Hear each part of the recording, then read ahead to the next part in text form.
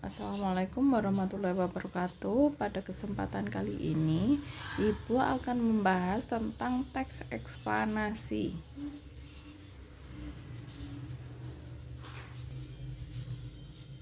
Teks eksplanasi adalah suatu teks yang menjelaskan atau menerangkan perihal proses terjadinya suatu fenomena, baik fenomena sosial atau fenomena alam. Ciri-ciri teks eksplanasi yaitu memuat informasi berdasarkan fakta atau faktual, berisi informasi yang bersifat keilmuan, menjelaskan proses terjadinya fenomena alam atau sosial.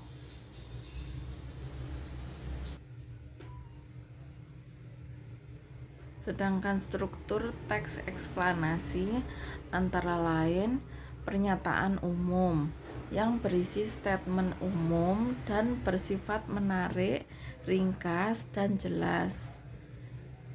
Yang kedua, penjelasan berisikan tentang detail penjelasan proses keberadaan, proses terjadinya. Dan penutup atau interpretasi berisikan kesimpulan atau pernyataan tentang topik atau proses yang dijelaskan.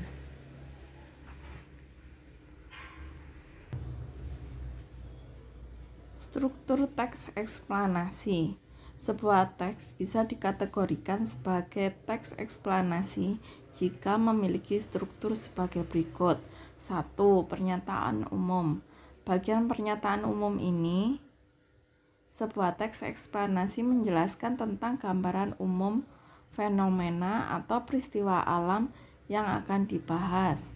Poinnya bisa mengangkat tentang proses bagaimana fenomena atau peristiwa alam tersebut bisa terjadi. Urutan sebab akibat. Setelah mengetahui secara umum fenomena yang akan dibahas, pada bagian ini dijelaskan tentang penyebab dan akibat timbulnya dari fenomena tersebut. Kamu bisa melakukan deskripsi dalam beberapa paragraf terkait sebab dan akibat. Bagian ini disebut juga dengan deretan penjelas. Interpretasi dalam teks eksplanasi dapat dikatakan sebagai penarikan kesimpulan. Kamu bisa memberikan tanggapan atau pernyataan terkait fenomena yang diangkat dalam teks tersebut. Ini adalah gambaran struktur teks eksplanasi, yaitu pernyataan umum, urutan sebab akibat, dan interpretasi. Kaidah kebahasaan teks eksplanasi. Adapun dalam penyusunan teks eksplanasi perlu memperhatikan kaidah kebahasaan berikut ini. 1. Menggunakan kalimat pasif.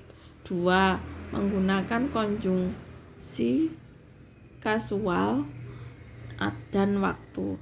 Terdapat istilah ilmiah menggunakan kata kerja, material, dan rasional. Contoh teks eksplanasi.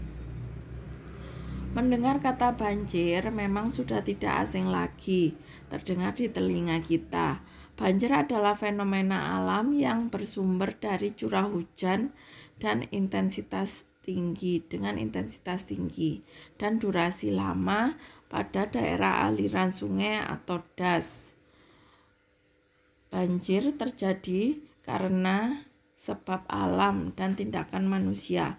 Penyebab alami banjir adalah erosi dan sedimentasi, curah hujan, pengaruh fisiologi atau geofisik sungai, kapasitas sungai, drainase lahan, dan pengaruh air pasang. Penyebab banjir karena tindakan manusia adalah perubahan tata guna lahan, pembuangan sampah, kawasan padat penduduk di sepanjang sungai, dan kerusakan bangunan Pengendali banjir.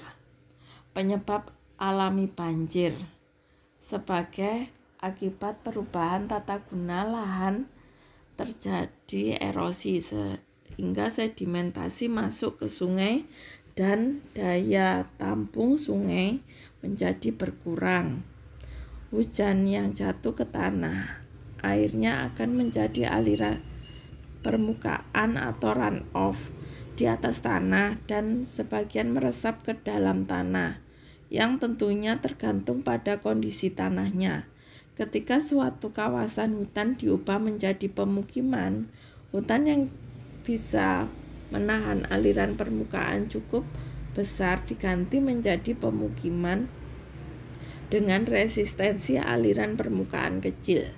Akibatnya ada aliran permukaan tanah yang menuju ke sungai dan hal itu berakibat adanya peningkatan debit air sungai yang besar.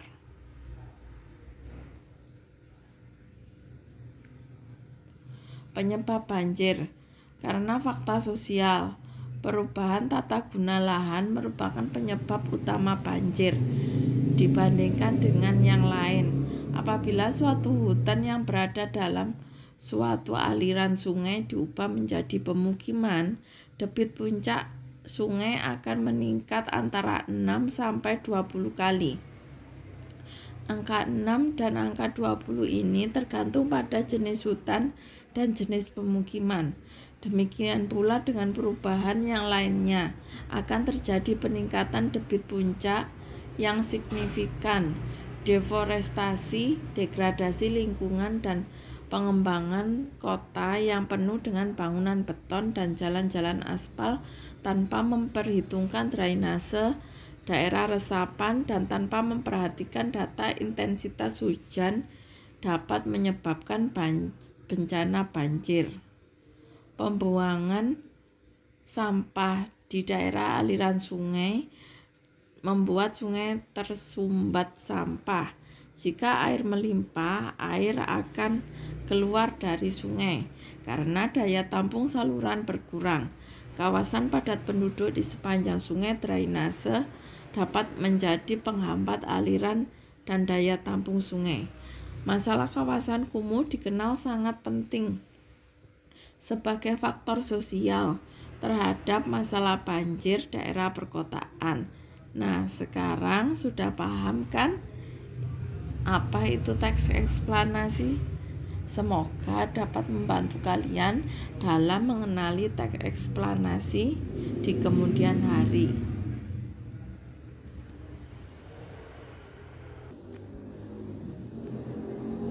Contoh lain dari teks eksplanasi. Rombongan ini terbagi menjadi beberapa kelompok. Paling depan deretan siswi-siswi imut. Mereka asik memainkan mayoret, melakukan koreografi menggunakan benderanya masing-masing. Kelompok mayoret ini diikuti dengan marching band, disusul dengan sejumlah pelajar yang menempeli tubuh mereka dengan papan yang bertuliskan hak-hak yang patut dituntut remaja. Rombongan diakhiri dengan sekelompok pelajar yang berbaris di depan selimut berbentuk spanduk yang diikuti petisi berupa tanda tangan pelajar dari sejumlah sekolah di Bandung. Berikut adalah contoh lain teks eksplanasi. Proses terjadinya gunung meletus. Gunung berapi adalah gunung yang memiliki dapur magma yang masih aktif. Bencana gunung meletus sendiri adalah meletusnya gunung berapi karena dapur magma dalam perut bumi atau gunung tidak lagi bisa menahan banyaknya magma yang ada. Magma adalah cairan pijar yang memiliki suhu yang sangat tinggi. Cair yang keluar dari perut bumi melalui gunung Merapi ini disebut dengan lava. Magma tersebut keluar karena adanya dorongan gas yang bertekanan tinggi. Tanda-tanda yang dapat dilihat atau dirasakan bahwa sebuah gunung berapi akan meletus adalah suhu yang ada di sekitar gunung berapi akan meningkat menjadi lebih panas. Mata air yang terletak di dekat gunung berapi menjadi kering. Sering terjadi gempa berkekuatan kecil. Banyaknya tumbuhan yang layu, bahkan mati. Dan tanda lain yang dapat dilihat adalah banyaknya hewan yang tinggal di lereng gunung mulai menjauhi gunung tersebut. Berikut contoh lain juga dari teks eksplanasi tentang James Watt, sang penemu mesin uap. Untuk paragraf pertama adalah pernyataan umum atau pembuka. Kemudian paragraf kedua adalah deretan penjelas atau isi. Kemudian paragraf ketiga adalah simpulan atau penutup. Untuk paragraf ke-1 yang merupakan pernyataan umum, yaitu James Watt adalah penemu yang mengembangkan mesin uap sehingga menjadi dasar dari revolusi industri. Ia lahir pada tanggal 19 Januari 1736 di Greenock, Skotlandia.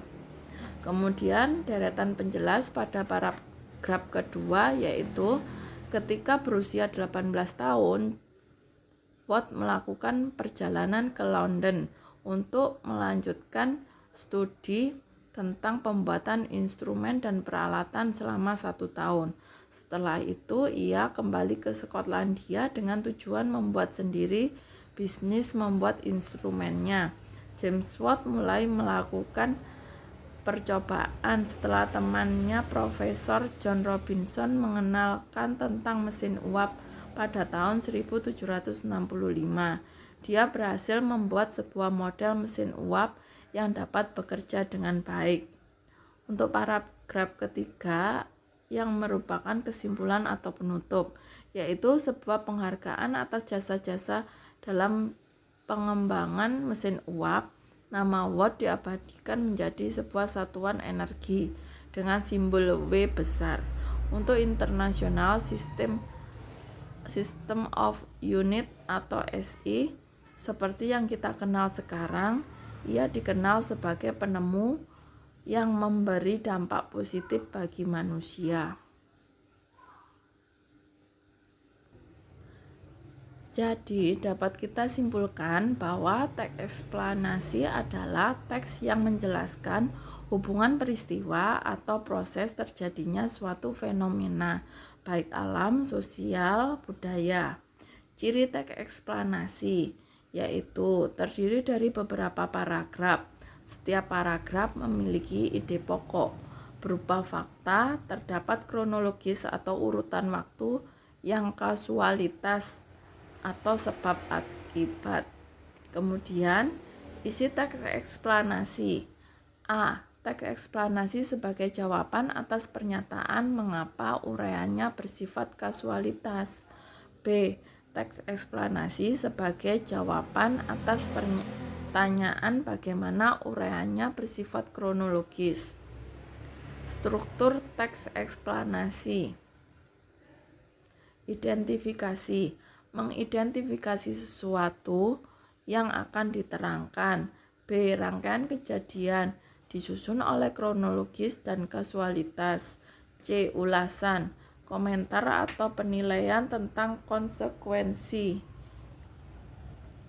atas kejadian yang dipaparkan sebelumnya. Demikian penjelasan Ibu tentang teks eksplanasi. Semoga bermanfaat dan anak-anak tetap semangat belajar. Wassalamualaikum warahmatullahi wabarakatuh. Catch 'em all.